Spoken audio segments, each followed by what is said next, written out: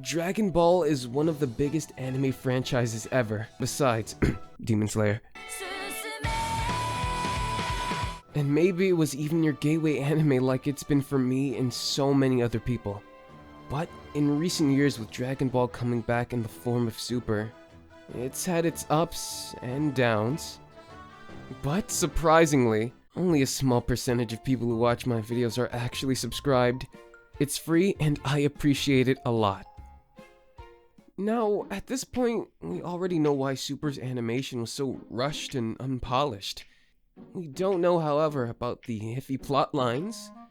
With all that said, it gets a lot of flack, not all undeserved, of course. But with this video, I want to talk about what's great about Dragon Ball, and what still makes it a classic till this day. In other words, my love letter to Dragon Ball. I'll talk about everything I think makes Dragon Ball great, starting from Dragon Ball all the way up to Super and GT, because I personally think GT isn't as bad as people say it is. It still has its problems, of course. I mean, Super gets a bad rep too. But I'll also be making sure not to forget to talk about the art and music of Dragon Ball as well. Now, I'll start off with Dragon Ball, the one where Goku is a child, and he travels the world with Bulma on a mystical adventure. Now, something I really loved about early Dragon Ball, and I'd say even up to the Cell Saga of Dragon Ball Z, was that all the characters had some kind of impact on the overarching plot as a whole, be it big or small. What Dragon Ball had antagonist-wise was Demon King Piccolo, aka Kami, whose entrance into this arc was an explosive one, to say the least. He not only immediately showed what kind of person he was, but what some of his goals were, as well as his personality, which isn't too different from your typical Akira Toriyama villains like Frieza or Cell, but they are written in the future, so I'll call him the base for the villains Dragon Ball had later. I'd even say he has enough differing personality traits that make him stand out above the rest, or at least alongside. King Piccolo is a great villain who gets some decent character development, making him one of my favorites from Dragon Ball, not only because of the threat he imposes, but the fight between him and Goku at the end really raises the stakes and feels like a true struggle, without it feeling like the battle was handed to our hero, because of a random power level increase. When I saw the scene of Kid Goku's back against the wall, down a leg, down an arm, it truly felt like it might be the end. But in typical Goku fashion, he didn't give up. He shot one last Kamehameha into the sky and used his Great Ape Fist, saving the day once again and looking toward a bright new future. Now, where would I be if I didn't talk about the character development? In Krillen's case, he goes from this snot-nosed rival to Goku, to later on becoming best friends with him. He's able to learn the Kamehameha mid-match, just as fast as Goku had done, shocking everyone because apparently this technique is dangerous if done wrong. But I'm gonna do the executive decision and say it couldn't have been that hard if Yamcha of all people could do the Kamehameha as well. I personally think what shines a lot for early Dragon Ball is the character interactions, first and foremost. They just have so many more opportunities to grow, and they're able to be helpful to the plot and not just some modern day Speedwagon in the background. Which, to be fair, isn't all that bad. Speedwagon is a top tier character and top tier waifu, and of course, it's still the Goku show at the end of the day. But you never get scenes like this in Super today, showing off side characters getting growth. So, for the plot, I chose Dragon Ball's first tournament arc. It's nothing too crazy as far as those go in anime, unless you're somebody who really likes them for whatever reason. But what most of Dragon Ball has going for it is what was in the tournament arc, and that honestly is the charm of it all, its sense of adventure and friends made along the way, as cheesy and cliche as that comes off. It's lost if you don't watch it for yourself. It's definitely a show you should give a watch or read to, even though it's so old. Since there really isn't too much Dragon Ball representation nowadays. It's mostly just Z and Super. Heck, I even think GT gets more representation. With that, I move on to Dragon Ball Z. And one of my favorite antagonists in Z has to be future Android 17 and 18, probably because I like depressing stories. Nonetheless, I bring them both up to say that this is the original timeline of Dragon Ball and Dragon Ball Z. This was the cruel fate of a world without Goku, a person to properly protect it. And this being how the original journey ended, not only shows just how painful and depressing the androids made the future timeline, but how hopeless everything was without a proper protector. Besides that, the fact that both of them were once human, the increase in their power went to their head, leading them down a path of greed which ultimately led to their downfall, and the loss of so many innocent lives.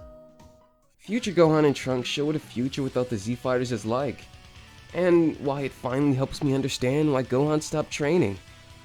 As obvious as it is, he doesn't like fighting if he doesn't have to, but shows just how far he'll keep pushing himself to keep the peace for everyone on Earth, even if he's all that's left. So how could anyone be upset at a weak Gohan who just wants to live a normal life like anyone else, with his family in peace? Truthfully, down to Dragon Ball's core, future Gohan and Trunks are the ones who suffer the most, and Trunks continues to suffer, as being the Dragon Ball character attached to every seemingly hopeless and despair-ridden arc in the series to date. Now, the character development in Z is best seen with Gohan, Piccolo, and Vegeta. Gohan starts off as this whiny brat, which is very understandable, being as he's only 4 at the time. He's weak and afraid, but grows into the shining beacon of hope. Through the arcs, he gains more confidence in himself and becomes a great asset to the Z-Fighters. Piccolo, once a ruthless demon born from evil itself, but now more like a second dad to Gohan and an irredeemable friend to the Z-Fighters. Piccolo, someone who was lonely at heart truthfully. Never really an evil being, however, the path he wanted to take wasn't as clear to him, so he did what he thought was right at the time. After a heated battle at the 23rd Tenkaichi Budokai, where Piccolo's life is spared by his sworn enemy Goku, time passes and the Saiyans Vegeta and Nappa come down to Earth to eradicate all life and take the Dragon Balls. And we see how Piccolo's been training Goku's son Gohan for what was once revenge, and what was once a cold heart closed off to everyone. As time moved on, we see how Gohan became so much more to Piccolo. A friend, someone who understood him as more than a monster, and accepted him for who he was. And those different feelings are made clear once he sacrifices himself for Gohan against the attack by Nappa, showing then and there that he was no villain but a hero all along. Vegeta is a ruthless villain who only thought of himself, never given a damn about how this would affect others. But as the series goes on, he grows a heart, and he gets attached to the people who were once his enemies. Only now they became irredeemable allies. Vegeta, in essence, a cunning tactician, born of the elite status, hung up on his foolish pride, something he never dares to give up. His meeting with Goku was the start of it all, it beginning in the Sand Saga, going through the Frieza, Cell, and ending in the Buu with the final realization that being good is something he's happy with, something he now accepts as a new protector of Earth, no longer the destroyer he once was. Through learning from a kind-hearted Saiyan like Goku, from feeling anger from his son Trunks' death in front of his eyes, and finally willing to sacrifice his life to protect his loved ones. Vegeta has come a long way, and it's shown through his brilliant character arcs that it's not how you start, but how you're able to overcome your weaknesses and become someone truly strong. As Vegeta said himself, he fights for Bulma, Trunks, Bulma, for the promise he made to Kaba, for his Sand pride he's always held so dear, and now he's fighting, not willing to cast aside a single thing. He's fighting to protect every single thing that's been dear to him. He's fighting for everything he cares about, everyone he cares about, and he's not gonna give up, no matter what. Something I've been wanting to talk about for a while now has to be the Frieza Arc, or Saga. This has to be one of my favorites for the sole fact it felt like a group effort to take down Frieza. Characters believed to be weak like Krillen and Bulma were a big factor to this arc, everyone while giving our stronger characters the boost they needed. I don't know about you, but seeing Krillen fight the Ginyu Force, knowing he had no chance of winning, was inspiring to see, since he's weaker than Gohan, which is, 4, and Krillen is in his 20s, I think. Nonetheless, Piccolo, a foe, now turned friend, and Vegeta being Kidney punch! Kidney punch, kidney punch, kidney punch, and pause! Vegeta. At this point in the arc, it was all or nothing, and they had to fight in hopes of still reviving their long-lost friends. And Vegeta's false hope of gaining immortality. And to me, that's what makes this arc stand out as one of the best in Dragon Ball Z, as well as one of the best written alongside the Android Saga. As for the other plot points, as you've probably already heard from other people, the Frieza Saga has some great writing, full of tension and side villains, give or take, which if you've never seen this arc, you're missing out, with its not-so-subtle foreshadowing of Goku going Super Saiyan, and with so many other unforgettable moments in Dragon Ball history that we still see to this day. But aside from the story bits, how can we forget about how iconic and media-defining the Super Saiyan transformation, fusion, and last but not least the fight scenes were for almost everything anime-related and beyond. With the fights, there are scenes like Goku and Vegeta's beam struggle, Goku's spirit bomb against Frieza and his later awakening, and last but not least, the final spirit bomb against Kid Buu with a final sendout, with him saying, "Thank you, Dragon Balls," which probably is still burned into my mind till this day, and probably your mind too, and that's why Dragon Ball is still a legendary series being talked about.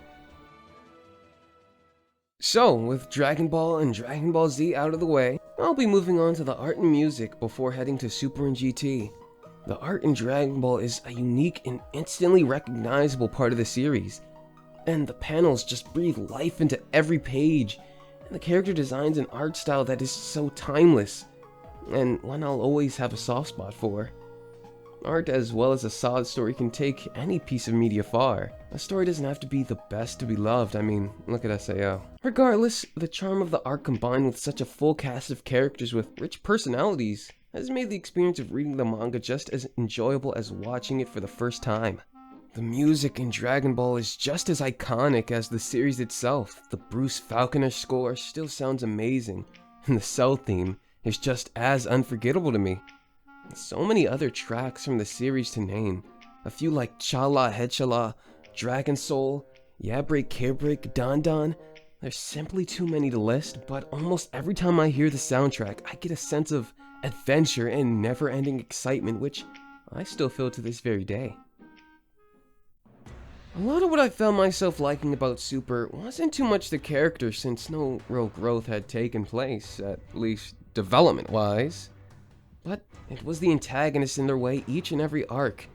From Beerus, Hit, Goku Black to Broly, each and every encounter was exciting to see in one way or another. I think while the writing for Dragon Ball Super is on the wall at times, a lot. Rage Trunks, Merge Zamasu, Blue Evolution Vegeta, Ultra Instinct Goku, Jiren, and finally Gogeta made, and as cheesy as this may sound, it makes it feel like Dragon Ball in one way or another.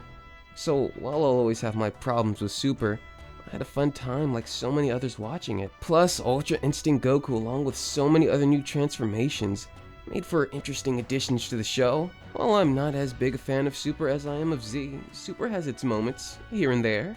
Being able to know what it felt like to have Dragon Ball airing new episodes every week, and no one knew what the story was to boot beforehand, will always be something I'm truthfully happy I got to experience. The additions of new characters into such a legendary manga like Kaba, Kale and Caulifla, Future Mai, there's so many, I wouldn't be able to name them all right now. Love it or hate it, Dragon Ball Super has so many moments that will go down in Dragon Ball history. Dragon Ball GT, out of all the different Dragon Ball series, probably means the most to me, and not because I think it's good or anything, because it was my first anime ever. I've seen the hate that GT gets time and time again, and that's fine, people can have their own opinions. I myself was always on the fence at how much I liked it at one point too. After always hearing people bash GT constantly, one day I heard the Japanese opening Don Don for the first time. Something doesn't have to be extremely great story-wise or even plot-wise for people to love it. And besides, Dragon Ball GT has some extremely memorable moments, from Super Saiyan 4 Goku and Vegeta to Super Saiyan 4 Gogeta. The villains get their own spotlight, from Baby and Omega Shinron. They left a mark as some interesting additions to antagonists in the Dragon Ball series. Or at least the ones people seem to remember the most, because Super 17 and Rodo, not to get confused with Dill, You need to stop everything. just don't cut it as far as interesting is concerned. I've always loved Dragon Ball as a series since I was a kid, and as I've gotten older, I still love it despite its writing at times. It's a great series that'll stand the test of time, and if you take one thing away from this video, it's not always writing that makes a series great, but the emotional attachment you can get to the characters, the world, the series itself. That's what always had me coming back no matter what. And with that, this is my love letter to Dragon Ball.